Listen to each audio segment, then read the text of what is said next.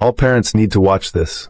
The night air is heavy with silence, broken only by the distant hum of passing cars. Behind a small gas station on the edge of town, Amina Johnson's heart hammers in her chest. The cold bricks press against her back as Officer Hank Simmons leans close. His breath smells like stale coffee, his fingers tightening around her arm. His blue eyes flick down the alley, making sure no one is watching. "You scream. It'll be your word against mine," he murmurs, his voice low and calm. "Your parents can't do anything. I'm the law." Amina's lips tremble, but no sound escapes. Fear wraps around her like chains. She's only 14, barely 5 feet tall, her slim frame swallowed by her oversized hoodie. Her schoolbooks are scattered at her feet, where Simmons knocked them down during the search. The officer's badge gleams under the flickering light, a symbol of power she knows no one will question. Suddenly, the sound of tires crunching gravel breaks the tension. A car pulls into the gas station, headlights sweeping over the alley. Simmons steps back, his grip loosening, but his smirk lingers. He bends down, picking up one of her books and brushing imaginary dust from the cover. "Run along now," he says softly, slipping the book back into her shaking hands. "Wouldn't want to be out too late." Amina bolts without a word, clutching her bag to her chest.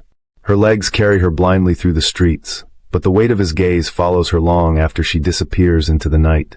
By the time she reaches the small apartment building where she lives, her breath is ragged.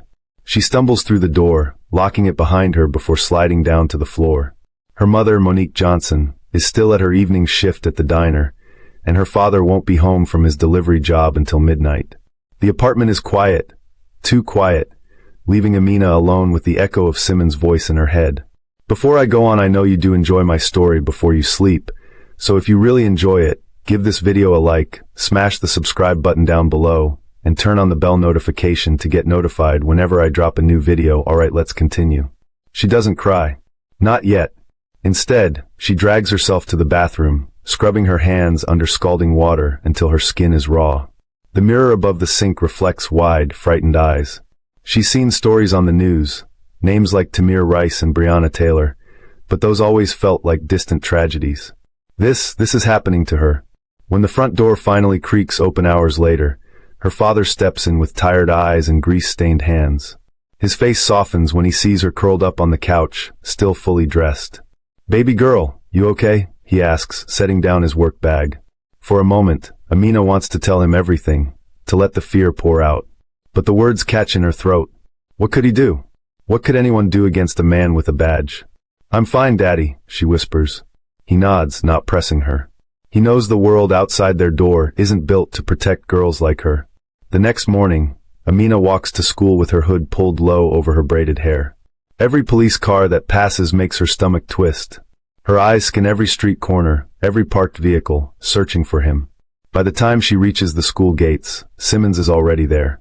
He stands across the street, leaning against his patrol car with a cup of coffee in hand. His sunglasses hide his eyes, but Amina can feel him watching. Her legs lock up. The world feels too big, too dangerous. A voice calls her name, one of her friends from class, but she can't move. Simmons raises his cup in a mock salute. Her friend waves again, but Amina forces a smile and walks on, head down. No one notices the way her hands shake. The rest of the day passes in a blur. Every hallway feels like a trap. Every adult feels like they might be working with him. By the time the final bell rings, she's exhausted, not from classes, but from surviving. When she gets home, she finally tells her mother what happened. Monique's hands tremble as she listens, her eyes shining with unshed tears. She hugs Amina tightly, whispering prayers under her breath. "We'll report him," she promises. "We'll go to the station tomorrow." Amina wants to believe her. She wants to believe that the system meant to protect them will actually listen. But deep down, she already knows the truth. Simmons isn't afraid of being reported. He's counting on it. The sun rises sluggishly over the small town, casting pale streaks of light across cracked sidewalks and rusted fences. Amina barely touches her breakfast, the spoon shaking in her hand as she stirs her cereal. Her mother's eyes flick toward her every few seconds, worry carved deep into her face. The night's promise still lingers between them. They would report Simmons today. Her father sits at the kitchen table, his tired face hard and unreadable. He hasn't spoken much since hearing what happened. The silence hangs heavy, thicker than the scent of burnt coffee in the air. "Amina, are you sure it was him?" he finally asks, his voice rough. Amina's heart twists painfully. She knows what he's really asking. If there's even the slightest chance she's wrong, their whole world could crack open. But she isn't wrong. She can still feel the heat of Simmons' breath on her neck. "I'm sure, Daddy," she whispers. He closes his eyes, shoulders rising and falling with a deep breath. The lines on his face seem deeper this morning, carved by years of working 2 jobs just to keep the lights on. He wants to protect her, she knows that. But in this town, black fathers like him fight battles they never win. "Let's go," he says finally, grabbing his coat. His voice is steady, but his hands tremble as he buttons it. The police station smells like bleach and stale coffee. The walls are lined with faded photos of white officers smiling in stiff uniforms, protectors of the community. Amina's heart pounds in her chest as they step inside, her small hand clutching her mother's tightly. Behind the front desk sits a bulky officer with thinning hair and cold blue eyes. His nameplate reads Sergeant Buckley. He barely looks up when they approach. "We're here to file a complaint," Mr. Johnson says, his voice low but firm. Buckley chews his gum slowly, leaning back in his chair. His eyes flick lazily between them, the kind of look that makes Amina feel small, like they don't belong here. "Against who?" he mutters. "Officer Simmons," Monique says, gripping Amina's hand tighter. For the first time, Buckley's eyes sharpen, just for a second. Then the lazy smile is back, stretched too thin. "Sergeant Simmons," he corrects, tapping his pen against the desk. "What's the complaint?" Monique's voice shakes as she describes everything. The alley behind the gas station, the searches, the way Simmons always seemed to appear out of nowhere. Amina stares at the floor, the words pressing against her chest like stones. Buckley scribbles lazily on a clipboard, nodding along. But something in his eyes, amusement, flickers behind the mask. When Monique finishes, the room falls into a suffocating silence. Buckley taps his pen once more before leaning forward. "That's a serious accusation, Mrs. Johnson." "We know what we saw," Mr. Johnson says, his voice sharper now. Buckley's smile fades. His eyes lock onto Mr. Johnson's, cold and hard. "Do you?" he asks softly. The room seems to shrink. The fluorescent lights buzz overhead. Amina's heart races, the air suddenly too thin. "We just want to file the report," Monique says, her voice breaking. Buckley stares at them for a long moment, long enough to make it clear who's really in charge. Finally, he picks up the clipboard, scratching down a few more notes. "I'll pass this along," he says. "What's the case number?" Mr. Johnson presses. Buckley's smile widens, slow and cruel. "We'll be in touch." He never gives them a number. Outside the station, the winter air bites at Amina's cheeks. Her mother's hands tremble as she lights a cigarette with clumsy fingers, something she hasn't done in years. Mr. Johnson stands frozen on the sidewalk, staring back at the station like he's trying to burn it down with his eyes. "They ain't gonna do nothing," he mutters. Monique exhales smoke, blinking back tears. "We had to try." Amina's stomach twists. The whole walk home, she feels Simmons' eyes watching them, even though he's nowhere to be seen. It's like he's inside the walls of this town, stitched into every crack in the pavement. That night, Amina lies awake in bed, staring at the ceiling. Every creak of the apartment building makes her heart jump. When she finally drifts into sleep, nightmares claw at her, Simmons' cold hands, his voice in her ear, his smirk in the shadows. A sudden knock at the front door snaps her awake. She bolts upright, heart hammering. Her father is already moving, grabbing a baseball bat from the closet. Monique peers through the peephole, her breath catching. No one is there. But parked across the street, headlights off, is a police cruiser. The engine hums softly in the darkness. By morning, the cruiser is gone, but Amina's world has changed. The fear has seeped into the walls, wrapping around every breath. They did everything right. They reported him. They followed the rules. But deep down, they all know the truth. No one is coming to help them. Not now. Not ever. Amina wakes to the sound of her mother crying. The muffled sobs seep through the thin walls of their apartment, blending with the distant wail of sirens cutting through the cold morning air. The sun hasn't fully risen yet, casting the room in a pale gray light. Amina clutches the blanket tighter around her small frame, her heart already pounding. Her father's low voice rumbles from the kitchen, calm but strained. He's trying to reassure Monique, but the cracks in his tone give him away. Amina listens without moving, her breath shallow. "They want us scared," Mr. Johnson says, his voice barely above a whisper. "But I won't let them break us." Monique's sobs stutter into silence. Amina waits, hoping to hear something, anything, that will make her feel safe again. But the silence lingers. By the time Amina finally pulls herself out of bed, her parents are moving through the apartment like ghosts. Monique scrubs the kitchen counter with shaking hands, scrubbing at a stain that isn't there. Mr. Johnson sits by the window, staring at the street below, his bloodshot eyes fixed on every passing car. Amina's stomach twists. They're waiting for Simmons to show up. Waiting for another knock at the door. Waiting for the world to remind them that none of this is over. Amina's voice feels small when she speaks. Are they going to help us? Monique's hand freezes on the counter. Her eyes flick toward Mr. Johnson, searching for an answer. He doesn't look away from the window. I don't know, baby, he says quietly. Amina's heart sinks. She wants him to lie, to tell her everything's going to be okay, even if they both know it won't. But the truth is heavier than any comforting words could ever be. At school, the walls feel tighter than ever. Every hallway feels like it's closing in. Every adult glance feels like they know, like they're all in on some secret. Simmons isn't there, but Amina can still feel him watching. By lunchtime, the anxiety coils so tightly in her chest that she can barely breathe. Her friends laugh and gossip around her, completely unaware of the war raging inside her head.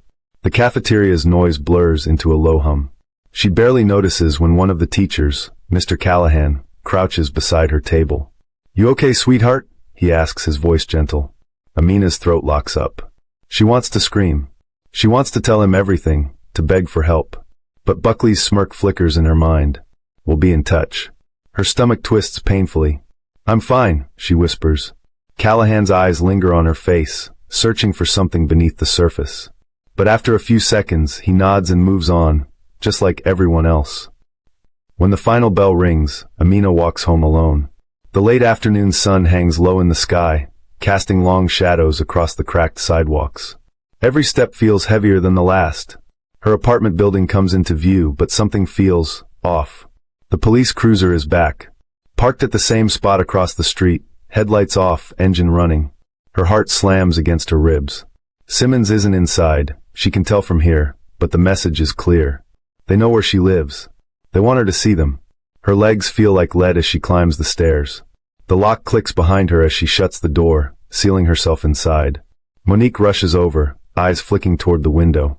He's back, she whispers. Amina nods. Monique's hands shake as she pulls the curtains closed. Her father moves to the window, the bat still leaning against the wall beside him. Amina's breath catches. He's afraid. That night, the weight becomes unbearable. Amina curls beneath her blanket, the shadows pressing in from every corner. Sleep never comes. Every creak of the floorboards makes her heart jump. Every flash of headlights through the window makes her skin crawl. Around midnight, her bedroom door cracks open. Her father steps inside, moving quietly. He kneels by her bed, his calloused hand brushing a braid away from her face. I'm so sorry, baby girl, he whispers. Amina's chest tightens. For what? She breathes. His eyes glisten in the dim light. The weight he's carried for years finally breaks through. For bringing you into a world like this. A single tear slips down her cheek. She wants to tell him it's not his fault, that none of this is. But the words won't come. Instead, she clings to him, small hands gripping his shirt, as he presses a trembling kiss to her forehead. By morning, the cruiser is gone again, like a ghost haunting the edges of their lives. No one from the station calls. No case number. No investigation. Nothing.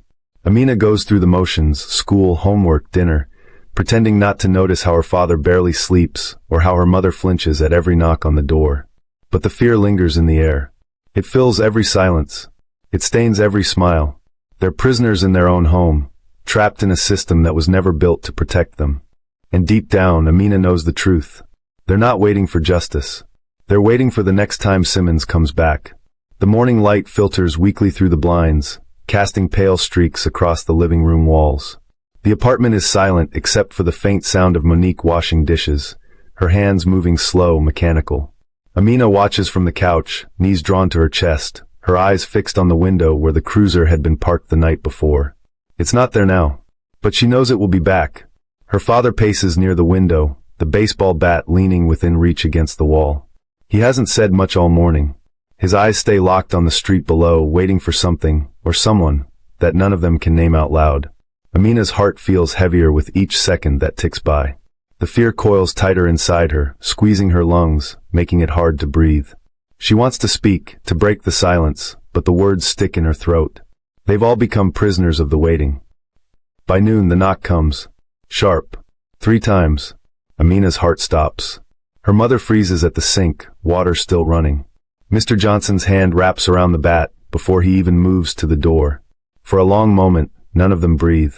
Then another knock. 3 more times. Amina's stomach twists. Her father unlocks the door slowly, cracking it open just enough to see outside. His broad frame blocks Amina from seeing who's there, but she feels the tension thicken in the air. "Morning, Mr. Johnson." The voice is smooth, too polite. A chill creeps down Amina's spine. "Simmons." Her father doesn't answer right away. His knuckles tighten on the bat behind the door. "Is there a problem, officer?" he asks, his voice steady. A beat of silence. Then footsteps, slow, deliberate, circling just outside. "Just checking in," Simmons says lightly. "Following up on that little report your wife filed. Thought I'd come by, make sure everyone's feeling safe." Amina's heart pounds painfully in her chest. He's mocking them. Even from behind the door, she can hear the smirk in his voice, the same smirk that haunted her nightmares. "We're fine," Mr. Johnson says, his voice strained. Another pause. Then the soft click of boots shifting on the porch. "Good," Simmons says.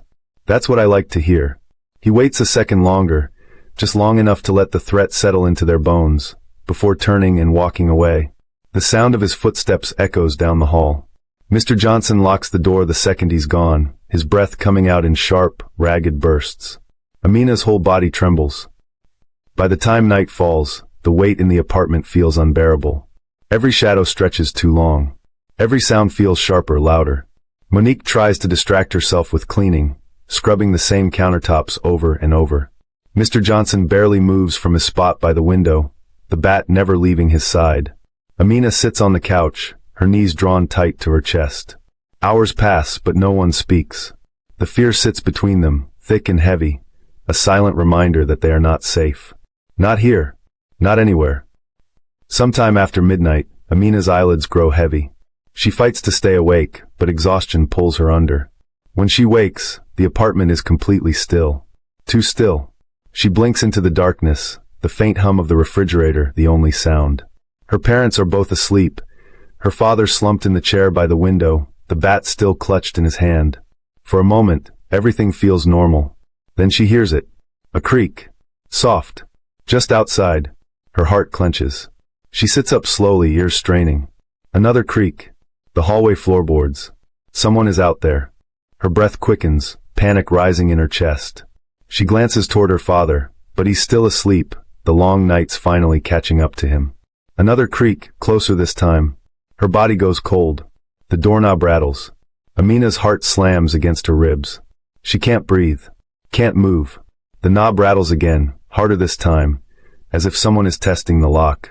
She opens her mouth to scream, but no sound comes out. Then just as suddenly as it started, it stops. The silence stretches on, suffocating. Amina's whole body shakes as she finally finds her voice. "Daddy," she whispers. Her father stirs instantly, the bat gripped tighter in his hand. His eyes flick toward the door, the exhaustion in his face replaced by cold fear. He heard it too. For a long time, they both sit frozen, waiting for the sound to come back. But it never does. By morning, the hallway is empty. No marks on the door. No signs that anyone was ever there. But they all know the truth. He was here. Simmons wanted them to know. He wanted Amina to know. They don't call the police again. What's the point? No one is coming to save them. Amina's world shrinks smaller each day. She barely speaks at school. She barely eats. The fear follows her everywhere, curling around every breath, sinking into every corner of her mind. At night, she lies awake staring at the ceiling, waiting. Waiting for the knock. Waiting for the creak. Waiting for the day Simmons decides he's done playing games. And deep down, she knows. That day is coming. The morning sun struggles to warm the air as Amina walks to school with her head down, clutching her backpack tight against her chest. The world around her moves on as if nothing is wrong. Kids laughing on the sidewalk, cars honking in the distance, but she feels the weight of unseen eyes following her with every step. Her stomach twists with each block closer to the school gates. Sleep had barely touched her the night before. The memory of the rattling doorknob burned into her mind. She hadn't told her parents what she heard, not because she didn't want to, but because she knew they already felt it too. They're trapped. Simmons had made that clear. Inside the school, the noise presses in on her, lockers slamming, sneakers squeaking against the floors. It all feels too loud, too bright, like the world is moving faster than she can keep up. Amina moves through the halls like a ghost, barely aware of the bodies brushing past her. Every time a door opens or footsteps echo behind her, her heart jumps. Her eyes flick toward every figure in uniform. Even the school security guard makes her stomach knot. By lunchtime, the fear clings to her like a second skin. She sits alone at the farthest table, pushing the cold sandwich around on her tray without taking a single bite. Conversations buzz around her, but none of it reaches her ears. All she hears is the memory of Simmons' voice. Following up, just making sure everyone's safe. The words coil tighter around her chest. Her fingers tremble as she reaches for her juice box, trying to steady her breath. "Yo, Amina, you good?" She flinches at the sudden voice, nearly knocking her tray onto the floor. Jamal, one of the few kids who ever talked to her, stands across the table with a half-eaten slice of pizza in his hand. His eyes narrow at her reaction. "You look like you've seen a ghost." Amina forces a weak smile, but her heart keeps hammering in her chest. "I'm fine," she whispers. She can tell he doesn't believe her. He lingers for a second longer, like he's about to press further, but then the bell rings, cutting the moment short. Amina grabs her tray and bolts, leaving Jamal behind. The walk home feels even heavier. Every sound makes her jump. Every parked car feels like a threat. She clutches the straps of her backpack tighter, her eyes darting to every corner. Her heart pounds faster the closer she gets to the apartment. By the time she reaches the front door, her palms are slick with sweat. Her father isn't home. His shift at the warehouse always runs late. Monique sits on the couch, flipping mindlessly through channels, but the tension in her shoulders gives her away. They're all waiting for him to come back. Amina slips into her room without a word, locking the door behind her. Hours pass, but the fear never leaves. She sits by the window, staring at the empty street below. The shadows stretch longer as the sun sinks behind the buildings. The distant wail of sirens echoes through the night. Her eyes flick toward the curb, the spot where the cruiser had been parked before. It's not there now, but she knows it will be. It always comes back. Her fingers curl tighter around her stuffed bear, the last piece of comfort she has left, as the first pang of hunger gnaws at her stomach. But she doesn't move. She doesn't want to be seen. When her father finally comes home, the sound of the locks turning sends a wave of relief crashing through the apartment. But it doesn't last. Amina hears the way his footsteps drag across the floor, heavier than usual. The soft scrape of him placing the bat by the door. The quiet murmur of her parents' voices from the kitchen. Something happened. She presses her ear against the wall, heart pounding. "I saw him again, parked down the street." Her father's voice is low, barely above a whisper. He wasn't even trying to hide. Monique's breath catches. "Did he?" "No. He just sat there, watching." A long silence stretches between them. "What are we supposed to do, Marcus?" her mother finally whispers. Her voice cracks, thick with fear. "He wants us scared. He wants us to break." A heavy breath. "I'm not breaking." But Amina hears the tremble underneath his words. That night, sleep doesn't come. Amina lies in bed staring at the ceiling, the stuffed bear clutched tight to her chest. Her mind races. How long will this go on? How far will he go? What happens when watching isn't enough anymore? Outside, the wind howls against the windows. Every creak in the walls makes her heart race. Every distant car passing by sends fresh waves of panic through her veins. She squeezes her eyes shut, trying to block it all out. But in the darkness, all she can see is Simmons' smirk. All she can hear is the soft creak of footsteps outside her door. Waiting. He wants her to know he's out there. And he wants her to know. No one is coming to save her. The sun rises, but the warmth never reaches the small apartment.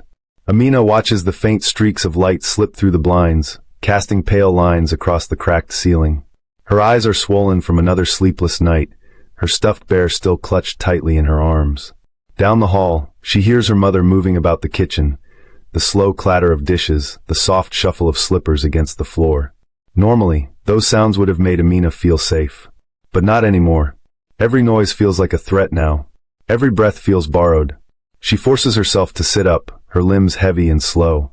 The weight in her chest hasn't lifted. If anything, it's pressed down harder.